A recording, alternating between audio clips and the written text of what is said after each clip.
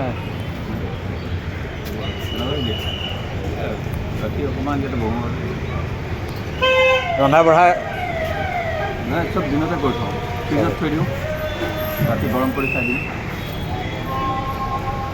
গান এনেই ৰেৱাজ কৰে নেকি এতিয়া মোৰ ৰেৱাজটো হৈয়ে থাকে অনবৰত ভিতৰত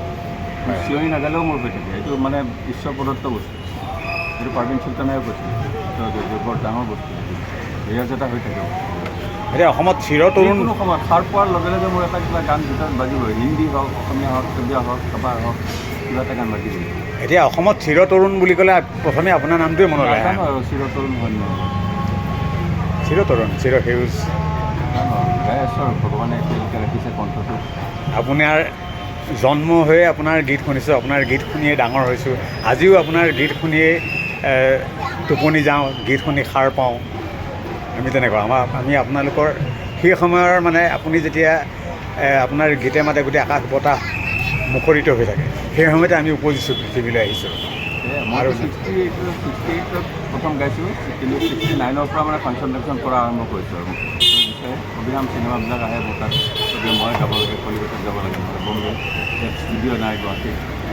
তেনেকৈ মই ক্ৰিকেটাৰ আছিলোঁ ক্ৰিকেটৰ পৰা বাদ দিবলগীয়া হ'ল তাৰপিছত এতিয়ালৈকে গাই আছোঁ আৰু তাৰপিছত জুবিন 92ত আহিছে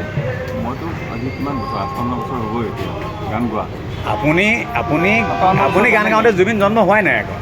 নাই জুবিন জন্ম হোৱা নাই 72ত নে কিমান 72ত জন্ম হৈছে আপোনাৰ মই 68ত গাইছোঁ প্ৰথম চিনেমা 68 এই 69ৰ পৰা মানে ফাংচন কৰিব ওলাইছোঁ আৰু আমি উপজা আগৰ শিল্পী গতিকে আপুনি চিৰতৰুণ নহয় জানো এতিয়া আমিয়ে বুঢ়া নিচিনা হ'লোঁ নাজানো গতিকে চিৰতৰুণ ইমান সুন্দৰ আপোনাৰ মন সুন্দৰ